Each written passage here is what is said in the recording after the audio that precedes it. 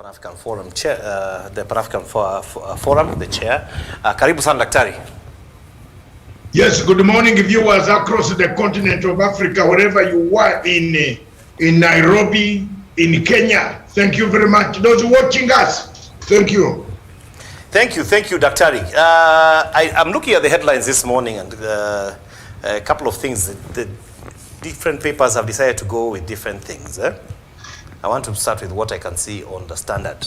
You know, Deputy President tells the CSs, Fred Matiang'i, Joe Mucheru, not to interfere with election preparations. He tells them keep off elections.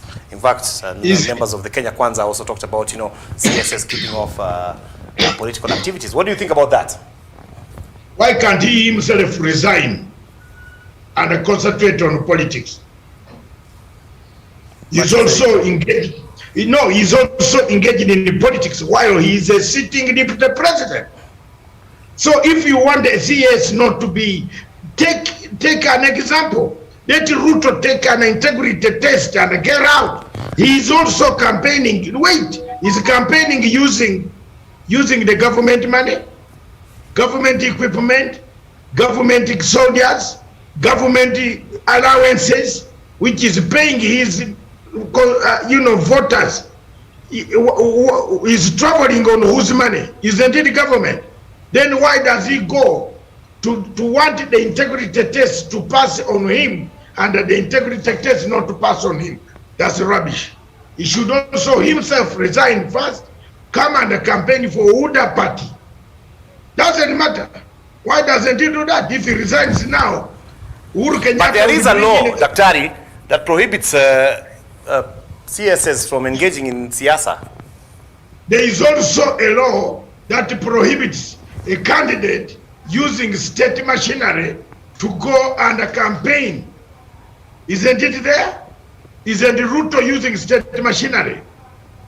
Ruto can resign from deputy president and concentrate on UDA. This country will have another acting president, deputy, to help.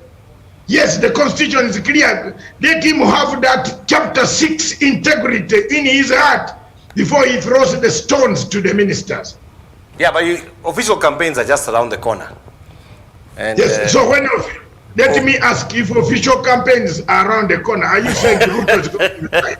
Yeah, just around the corner. So it's in preparation for official campaigns. You are now laughing when I have asked a very cardinal question. If the official campaigns start, will Ruto resign on 29th and become a normal civilian, a normal candidate, a presidential candidate? Because the law does not say that you should. You see, that's the other thing. No, the law in Kenya. It doesn't say that you must resign. No. As a deputy president to run for presidency. Can I finish my statement in English language? Shakespearean English of J.A. Bright. It's very clear, brother. 29th, they will declare the campaigns. Will Ruto resign, yes or no? So that he doesn't use state machinery. He's also having cabinet secretaries. He's sharing cabinet secretaries with the same ministers. Why is he not resigning so that he can concentrate as a candidate? In fact, the crimes that are being committed by the ministers are not there, but the crimes committed by Ruto using government allowances to pay for his campaign are worse. In a normal democracy, Ruto would be disqualified. Speaking of laws and crimes, there's an issue right now going on about, the IEBC saying that it's going to maybe bar some people based on the Integrity Act. And there have been questions about Mike Sonko in Mombasa. He came out and said, that the law is saying, you cannot, and CJ Martha Koome, I think she's Martha as well, she said that, if you have been impeached, then you still remain impeached even on the days of presenting papers. People who have been impeached, like for example, guys like Waititu, guys like Sonko, guys who have gone through the process and have had a case against them. People like Oscar Sudi from Kapseret. The issue they have said is that, you know, they have not yet exhausted the appeal process. In fact, the law provides for them to exhaust the appeal process before they are being declared ineligible.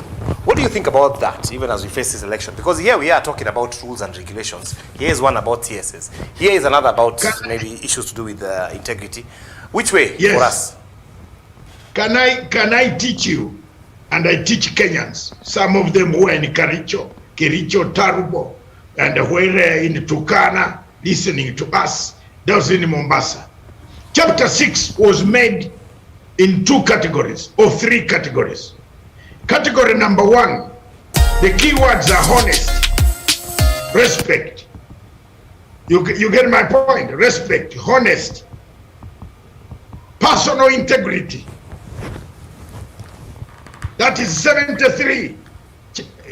That is chapter 73 of chapter 6. So article 73 of chapter 6.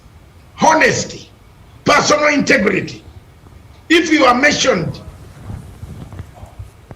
on something that touches your job, the clear thing that you do, the Constitution does not stipulate, but personal integrity tells you step aside, finish this matter, and come back. The Chief Justice of this Republic of Kenya is interpreting it quite nicely. You have a case where you had 200 million Kenya shillings found on your account. You are charged in the same court where you are going to go for your election petition. If you go through the election and you are still having a case of 7.4 billion, 7.4 billion shillings charged on your head, Mr. Rigathi. You have a charge of a pistol you got to shoot someone. Because when we talk about Rigathi, they say Bob Wawino. You shot someone in a nightclub, disabled this person. You have integrity case, personal integrity, step aside.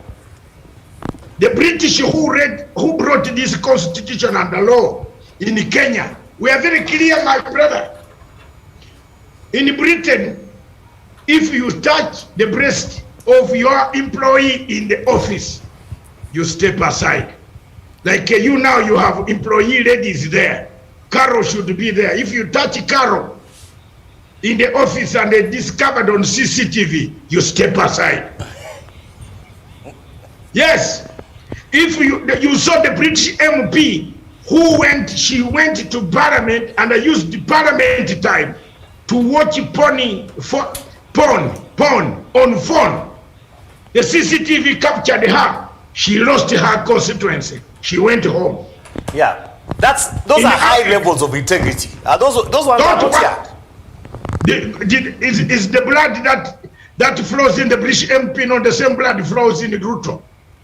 Ruto has a different blood. Well, you know Africans that tell you. No! You know those are things we don't do. Where? In fact, there's a guy who even said I would rather die. The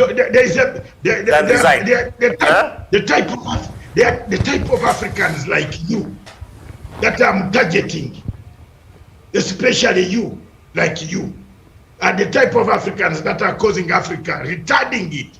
That is a bit high. Like me. Like you. You. If your chairman finds you with a sin, I've given you a simple example. If you touch Carol and the Carol complains, what do you do in normal circumstances? Step aside, they do investigations. All the people that the Chief Justice has mentioned in short, because we don't have much time, all the people that the Chief Justice has mentioned, the National Alliance of Integrity have mentioned, step aside. We are not saying we just side there. If you are even Azimio, get out. Because what type of culture are you teaching the children of Kenya?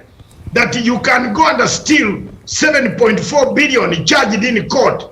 You go and buy a magistrate or a judge to postpone your case until 2023. So what country are we heading? Which country is this? This is the country where you think there is democracy, you have mixed the Bill of Rights. They will say, Daktari, before we run something else, that the accused also have rights. That they have a right to be taken through due process, a right to be given a fair chance to actually present their evidence and also to show that they are to present their defense. And until they do so, they have a right not to be hounded out of office until the investigation shows clearly where umeiba. Hounding out of office is a personal integrity. Can I read for you? Because you seem to be one of those stubborn students. Selection on the basis of listen to me. The guiding principles of leadership and integrity include A, selection of the basis of personal integrity. Umesikia? Umesikia wewe? I'm teaching you. You know English could be very difficult to a man who has written a book like you. But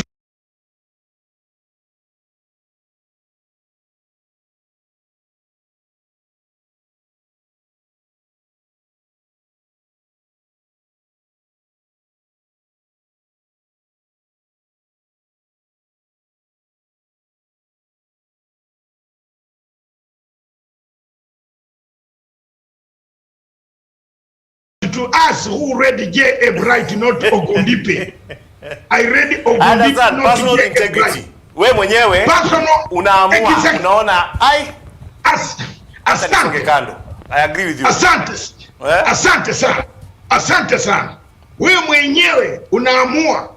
Mimi Ruto nilichukua shamba ya Mteshi. I occupied Mteshi's shamba. Alikufa, alienda kwa Mungu.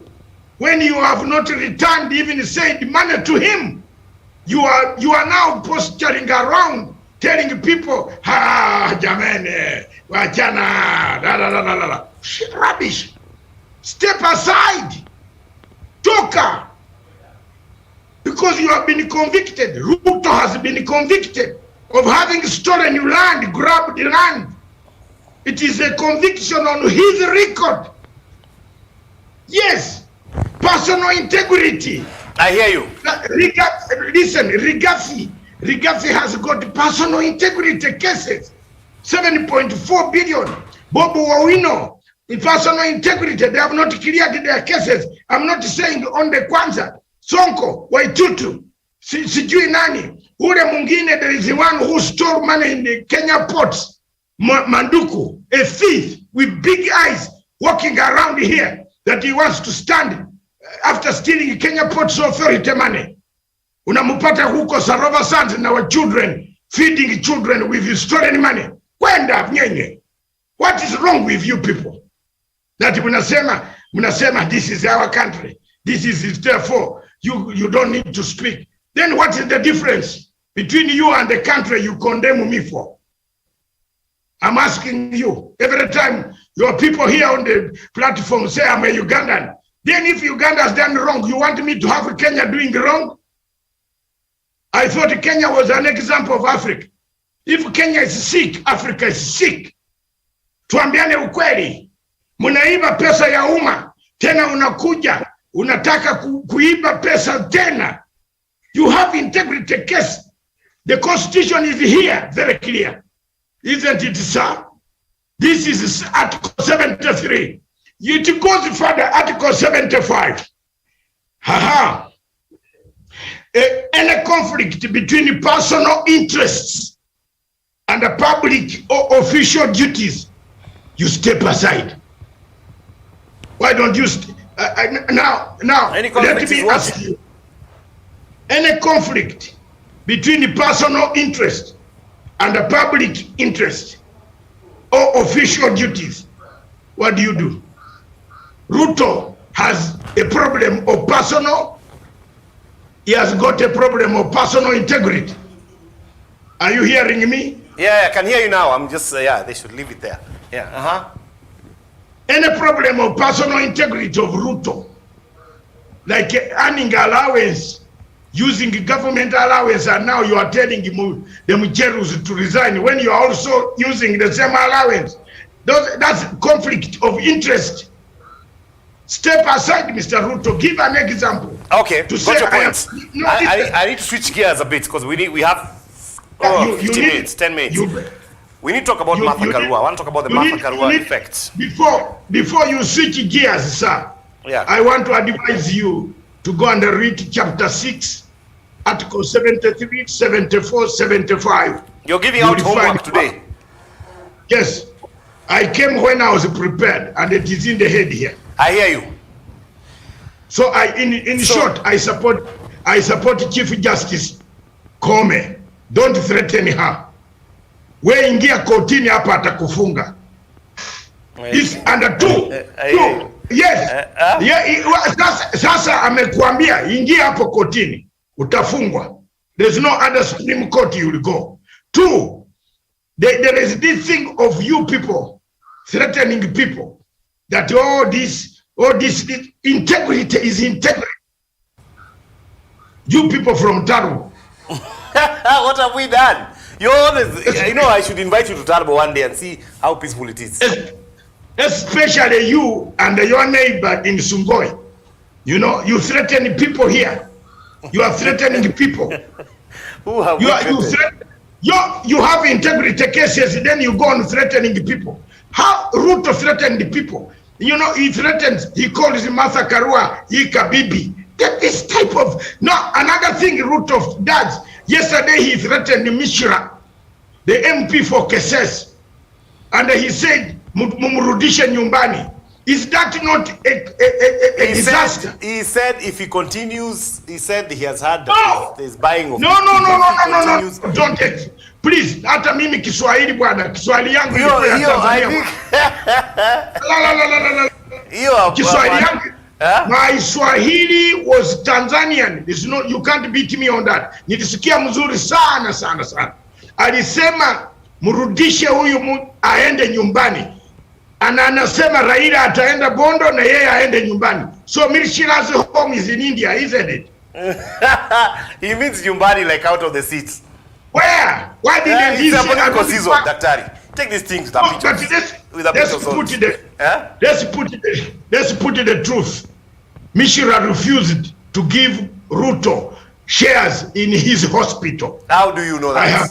Those are allegations. I have evidence.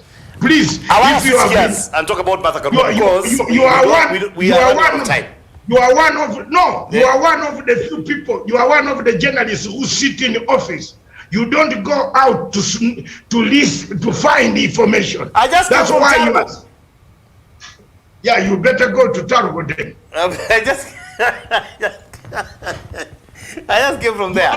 So there's yes, we are aware why Ruto is against Mishra. Yeah. So we know, and okay, he has your point has been made. Oh, the allegation has been made there. Let me talk about the deputy presidential candidate Martha Karua. There is something they are saying called the Karua effect. Is it myth or reality? Because a reality. For the first time, do you think that just because she's a woman, people will change their vote? No. Don't. I am not so cheap with a lazy mind like some of you reason. Your mind is very good. In fact, you wrote 2 books. I encourage you to write even another one. And I'm very happy, my son, to promote you.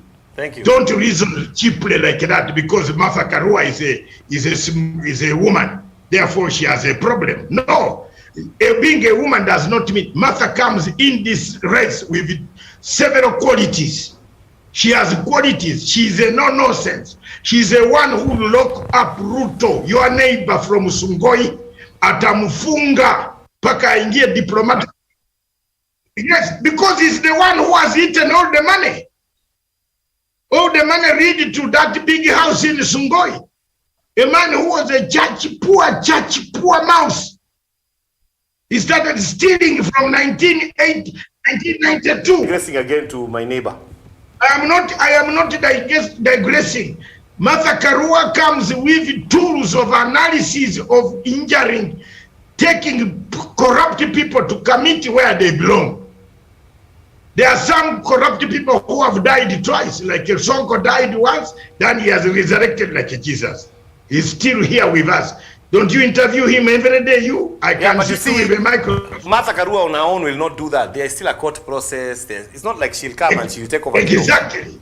But she will not have any judge. She will not want anybody. When you see the biggest problem, what Mwananchi wants, whether you are in Azimio or you are in UDA or Kenya Kwanza, corruption is corruption. It kills everybody. Yeah, I was about to ask you, what about people who have been accused of corruption in Azimio?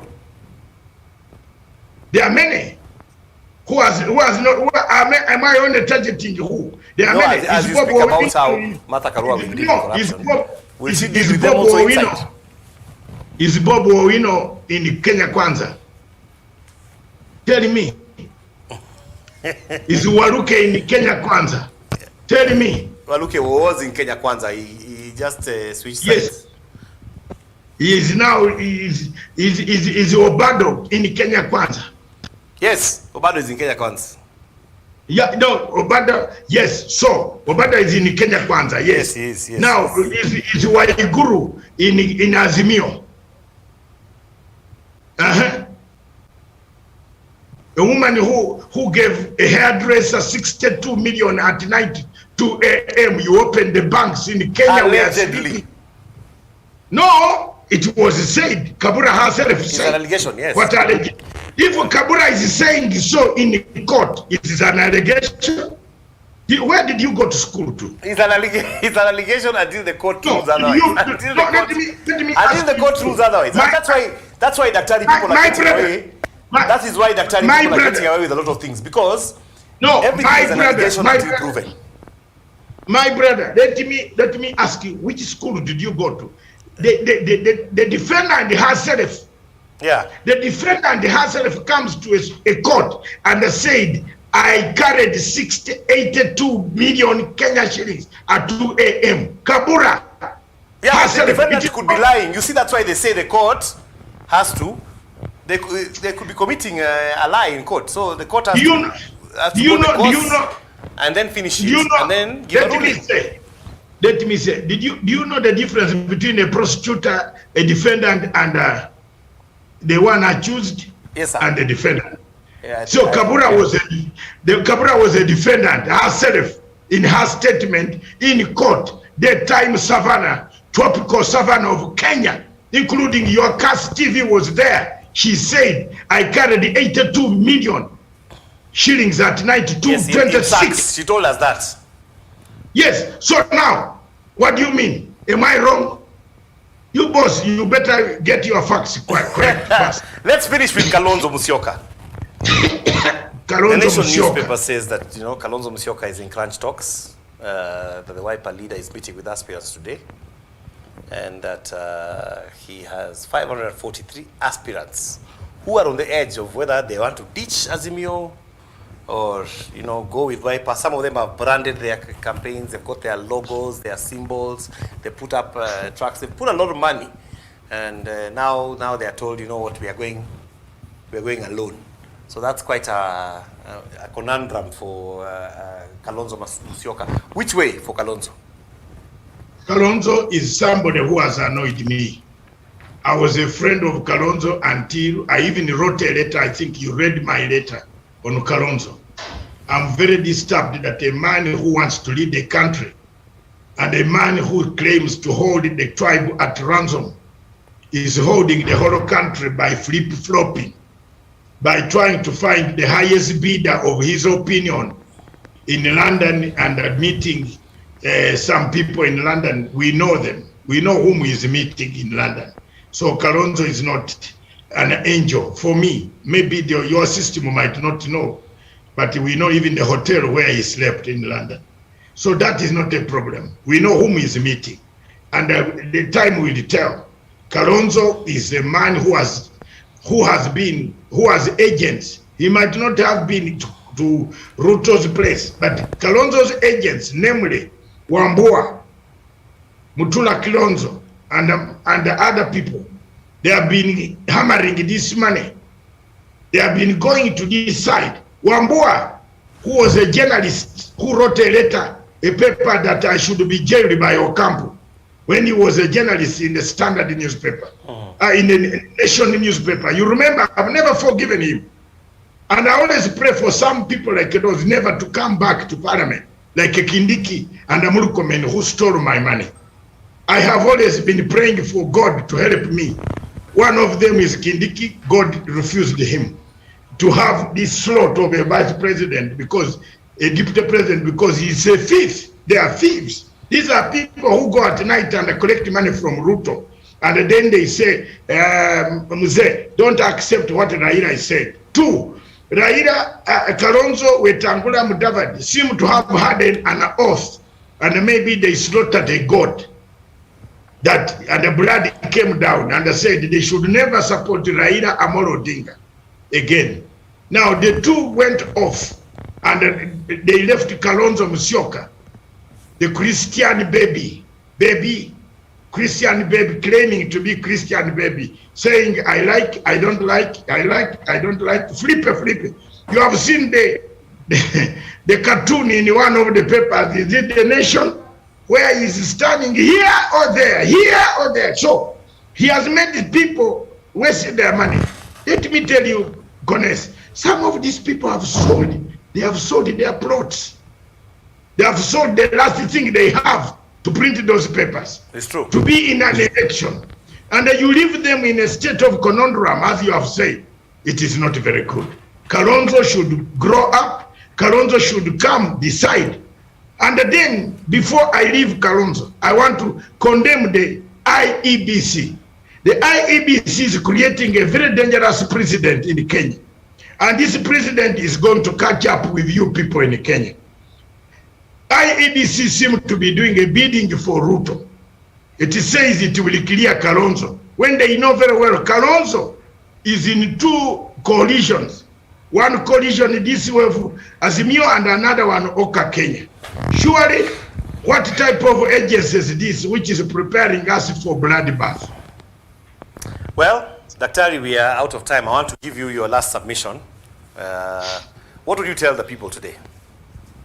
What's your parting shot? I want to tell the people of Kenya that corruption does not have a color, does not have a brother. It has the people who eat the money. The people who steal this money from big either tenders or from companies don't feed you. They feed themselves and their families. Their families are abroad, studying abroad. They have got their children jobs in embassy, like Ruto's children are working in embassy. But you people in the Rift Valley and everywhere across the country supporting Ruto, when money is being corruptly taken, supporting people, they're supporting all these people who have been named, 25 of them, that because they are popular, they come with ambulances, then they turn them back. The governor of Machakos brought about 50 or 70 ambulances. I remember, Kass, you went there. You were one of those people filming those ambulances. Go to Machakos and ask Mutua where any of those ambulances is still working and where it is not there. So this type of corruption must be stopped. Therefore, the people of Kenya, as you wake up, it is your country. I am Paul, a Gentile, preaching to the Jews. The letter to Philippa, to my people of Philippa, it is up to you. I'm a Gentile. Time will come when you'll hear my words, yea, and maybe think of my words, yea. Remember my words, yea. Have I summarized it very well as a Christian? I see you are quite the scholar. We're going to end it there, yes. Daktari. It's always a pleasure having a chat. That letter to Philippa is very important, brother. Paul wrote to people who are in pain, like you Kenyans are in pain of corruption. I want this to be captured on the video very effectively. The people of Kenya are in pain with corruption. You cannot have a man who has a case of 7.8 billion to be your deputy president like a Rigathi Gachagua. Sure. I hear you. Thank you. There. By the way, the people of Tarbo told me to say hi to you and to tell you that Kenya Kwanza will win on August 8th. That you get ready for that new government. I told them I'll let you know. Yes, the Tarbo people have said, but I also want to tell them that in a system of mafia, when you come to kill, spare some time for yourself. You might be the one to be killed. So I might be the one. Have you heard my interpretation? Yes, I could be the one who might be in power in October. So you also prepare yourselves that we could, Azimio will win. Raila Amolo Odinga tell that guy who keeps on calling us, that guy. Who? Yes, you also tell them that on 10th, when we win, you will be accommodated. Yeah. And they said they'll invite you for a party at Tarbo to celebrate.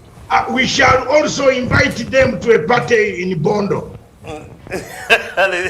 We end it there. Thank you, Daktari. Have a wonderful, wonderful morning. And God bless you. Thank you very much. How is the weather in Nairobi? It's fantastic.